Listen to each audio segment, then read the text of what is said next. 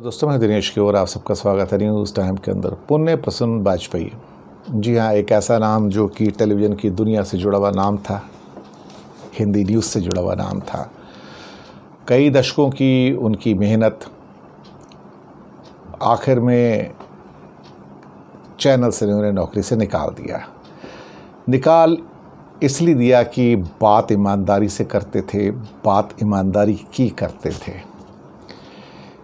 इसलिए भी चैनल नहीं उनके साथ रहना चाहते थे, क्योंकि भारतीय जनता पार्टी की सरकार पसंद नहीं करती थी कि कोई व्यक्ति उनकी नीतियों में खामियां निकाले या फिर उनके नेताओं के अंदर कोई ना कोई खामियां निकाले। दरअसल सरकार की आदत है, भारतीय जनता पार्टी की सरकार की, जो नाम के लिए कहती है कि प्रेस आज़ाद है, लेकिन अल्टीमेटली जो लोग वहाँ पर सच बोलते हैं वो सरकार की आँखों की किरकिरी बन जाते हैं, और पुण्य प्रसन्न वाजपेयी भी उनमें से एक हैं।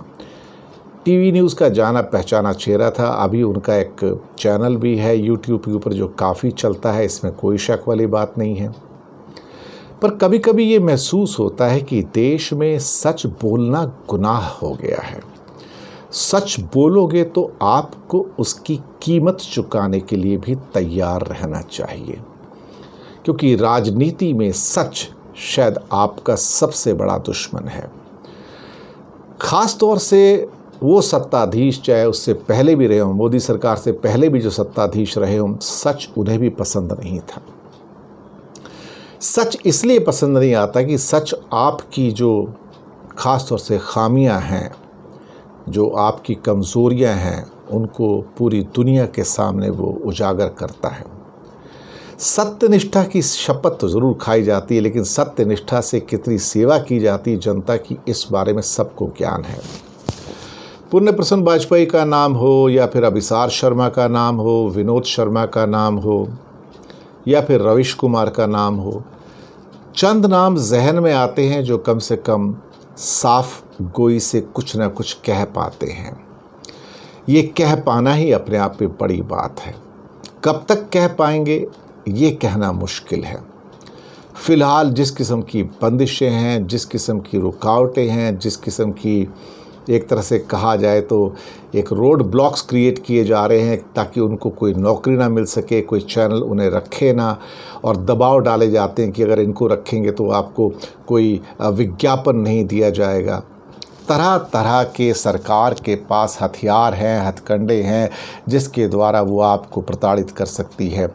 अभी दैनिक भास्कर के ऊपर जो पूरे इंडिया में रेड्स पड़ी हैं, शायद वो आपको भूले नहीं होंगे, आपको याद होंगी।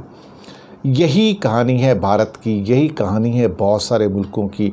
इसलिए कभी कभी ये सोचना कि भारत एक ब्रिटेन बन गया है या फ्रांस बन गया है, या हम एक गार्डियन या ले मोंडे पैदा कर सकते हैं, या वॉशिंगटन पोस्ट या न्यूयॉर्क टाइम्स को पैदा कर सकते हैं, या फिर एक सिडनी मॉर्निंग हेराल्ड या ऑस्ट्रेलियन को पैदा कर सकते हैं, तो बड़ा मुश्किल है।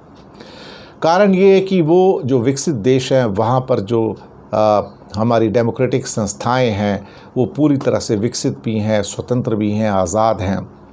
भारत में ऐसा नहीं है। हम नाम के लिए ज़रूर सो कॉल्ड डेमोक्रेसी हैं, लेकिन कोई हमें फ्लॉड डेमोक्रेसी कहता है, तो कोई हमें क्या कहते हैं कि इलेक्टोरल ऑटोक्रेसी कहता है। ऐसे हालातों के अंदर जब कोई कुछ नहीं बोलता, तो पुण्य प्रसन्न वाजपेयी जैसे लोग जब बोलते हैं तो एक सुखद आभास होता है। रविश बोलते हैं तो सुखद आभास होता है। कभी कभी ये भी सोचने पर हम मजबूर हो जाते हैं कि जो हम कह रहे हैं, आज कह पा रहे हैं, तो कल कह पाएंगे नहीं कह पाएंगे, आपसे बात कर पाएंगे नहीं कर पाएंगे, आपसे जुड़ पाएंगे नहीं जुड़ पाएंगे, किस किस्म की बंदिशें हो जाएंगी, नहीं कह पाएंगे या नहीं कह सकते। फ़िलहाल यही कह सकते हैं कि जो कुछ लोग बोल रहे हैं, चाहे वो सत्य हिंदी जैसा चैनल भी हो या बाकी बहुत सारे चैनल हैं, कि कुछ लोग अभी भी सत्य की बात कर रहे हैं, अभी भी थोड़ा बहुत हिम्मत दिखा रहे हैं।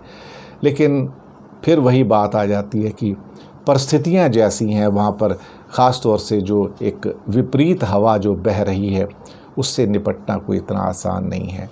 हालांकि ये जो फहरिस्त है जिसमें लोग अभी भी थोड़ा बहुत खुलकर बोल पा रहे हैं, ये लंबी लिस्ट है, छोटी लिस्ट नहीं है, और शायद यही हमारी जो एक रोशनी की उम्मीद है, शायद यही हमारी उम्मीद का एक जड़ है या कारण है कि हाँ, कुछ लोग हैं जो अभी सत्य के साथ चल रहे हैं और हमें उनके साथ रहना चाहिए। बात पुण्य प्रसन्न वाजपेयी से स्टार्ट की थी, लेकिन उन सभी लोगों को हमारे चैनल का भी सलाम है जो कम से कम सत्य की बात करते हैं, सत्य को आगे बढ़ाते हैं, सत्य को प्रोत्साहित करते हैं। धन्यवाद आपका।